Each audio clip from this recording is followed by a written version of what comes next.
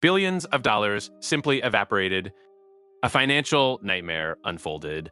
IBM's financial disasters are a stark reminder that even the biggest companies can stumble spectacularly. In the early 1990s, the company faced an existential crisis. Its core mainframe business, which had dominated the computing world for decades, began to shrink rapidly. The market was shifting fast, mainframes were expensive and rigid, personal computers were gaining ground. IBM had actually created the personal computer industry in 1981, but it failed to fully grasp the shift it had started. Its internal structure was slow, decision-making was cumbersome. This led to massive losses. 1 year alone, 1993, brought a staggering loss of nearly $8 billion. This was a record for any American company at that time. It was a shocking figure. Thousands of employees lost their jobs, tens of thousands. The company was bleeding cash. Its stock price plummeted. This period was incredibly difficult for Big Blue. Many people thought IBM would not survive. The company was too big, they said. Too slow to change. They had invested heavily in OS/2, an operating system meant to compete with Microsoft Windows. That battle was lost. Windows won. IBM's investment in OS/2 was massive.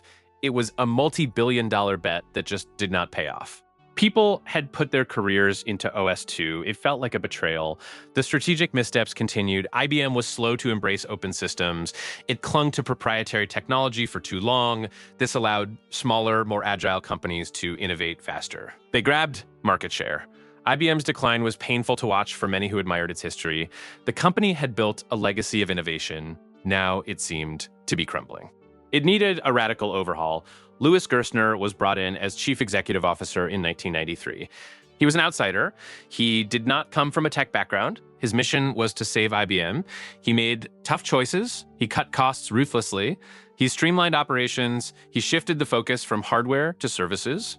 This was a major strategic pivot. It took years to turn the ship around, but the damage from those early 90s failures was immense.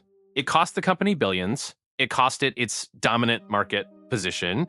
Even after the initial recovery, later challenges emerged. IBM sold its personal computer division to Lenovo in 2000. This was a symbolic move. It showed the company moving away from a market it once led. The deal was worth $1.75 billion. It marked the end of an era for IBM in personal computing. More recently, IBM made huge investments in artificial intelligence, particularly with Watson. The vision was grand. Watson would revolutionize healthcare. It would change how doctors diagnose diseases. It would personalize treatments. IBM poured billions of dollars into Watson Health. Reports suggest it was over $15 billion. This was a huge commitment, but the results were disappointing.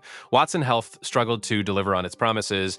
Its AI was not as effective as hoped in real-world clinical settings. Doctors found it difficult to use. The data integration was complex. Many projects failed to launch or generate significant revenue. IBM eventually divested parts of Watson Health. It sold off many of those assets. This was another multi-billion-dollar venture that did not yield the expected returns. It was a painful lesson about the challenges of AI implementation in complex fields. The company also struggled to keep pace in the rapidly evolving cloud computing market.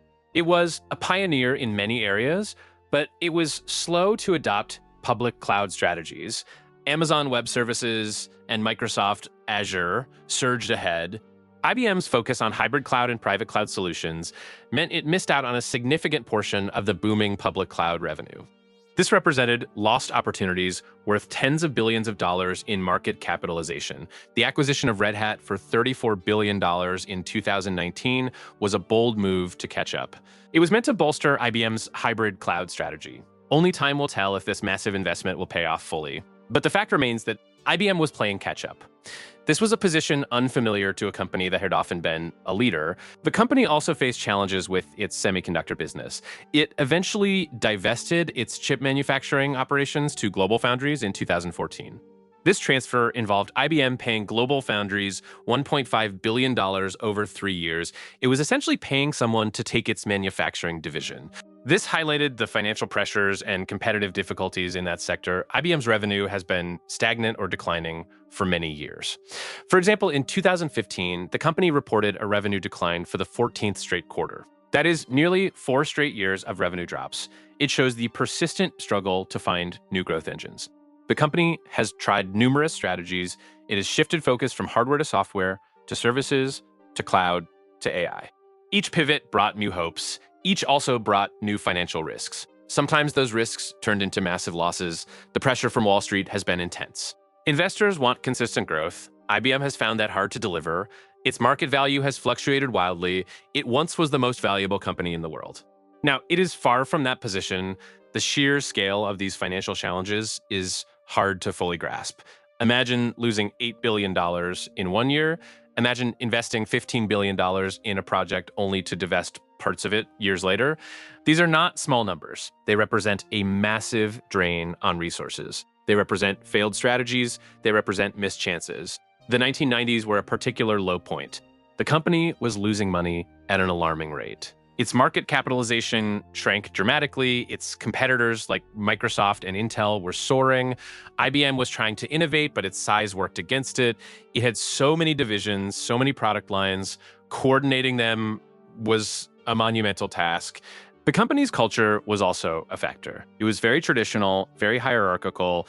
This made it difficult to respond quickly to market changes. The world of computing was becoming faster, more agile.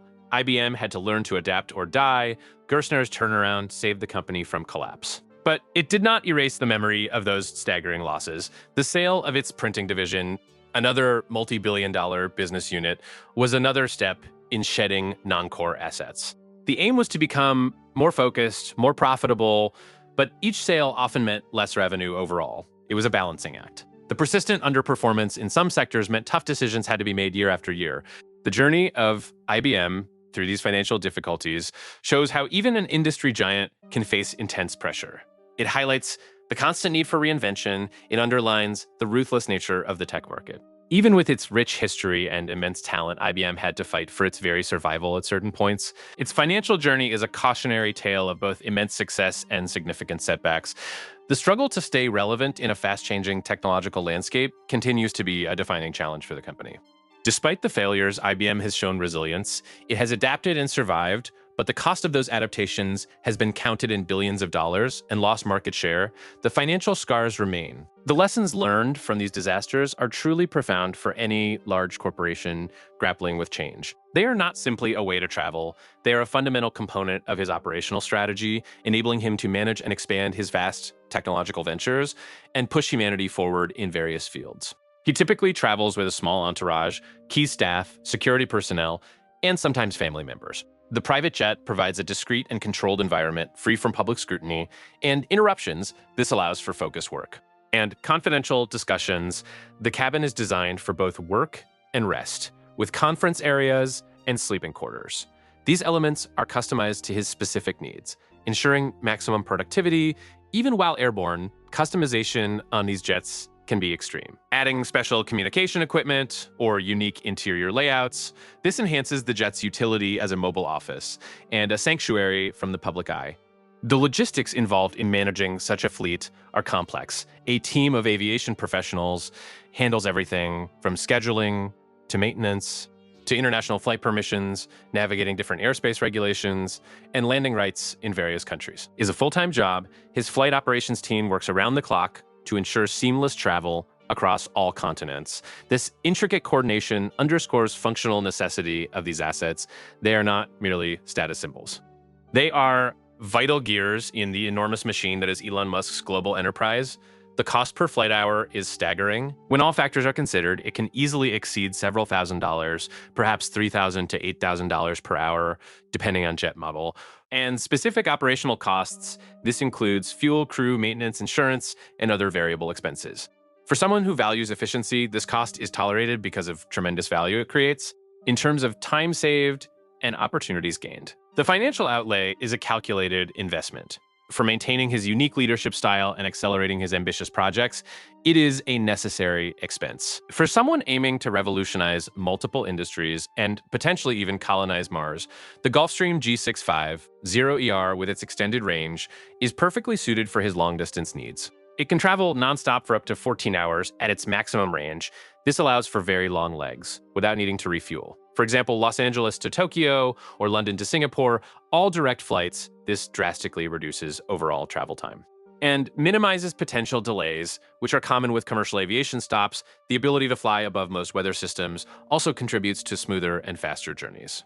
This is a critical advantage for maintaining a relentless schedule and maximizing productivity. The newer G700 or G800 models, when or if they are delivered, will further enhance these capabilities, providing even greater range and more advanced features. The G800's 8,000 nautical mile range is particularly impressive. It opens up almost any city pair in the world, with just one stop or even nonstop. For many routes, this means less time spent in transit and more time focused on his missions. The investment in these cutting-edge aircraft reflects his commitment to efficiency and his pursuit of ambitious goals. It is a tangible representation of his relentless drive to innovate and to make humanity a multiplanetary species. The total annual expenditure on private air travel for him is easily tens of millions of dollars. This staggering figure reflects the immense scale and global reach of his business empire. The unparalleled convenience offered by private jets is truly unmatched and indispensable for him. It allows direct access to smaller, less congested private airports globally. It provides truly direct point-to-point travel, eliminating multiple commercial connections. It offers complete privacy and robust multi-layered security protocols. This completely avoids the lengthy queues, unpredictable delays, and public exposure of commercial airlines. The time savings alone more than justify the immense financial expense for him. Every minute saved allows for more innovation, critical decision-making, and strategic planning. His flight logs are continuously scrutinized by dedicated aviation enthusiasts online. They often track his movements across the globe in near real time, using publicly available data. This provides a fascinating public record of his frequent and intense travel patterns and routes. The G650ER is an enduring symbol of ultra-long-range business travel excellence. It represents the absolute pinnacle of private aviation technology and luxury. Its cabin is pressurized to a significantly lower altitude than typical commercial flights. This crucial feature greatly reduces the debilitating physiological impact of jet lag. A regular commercial flight might pressurize its cabin to an equivalent of 8,000 feet. The Gulfstream offers a remarkably comfortable 5,000-foot cabin equivalent. This makes an enormous and welcome difference to passenger well-being and alertness. The cabin features a full state-of-the-art entertainment system. It has multiple high-definition displays and a powerful surround sound audio system.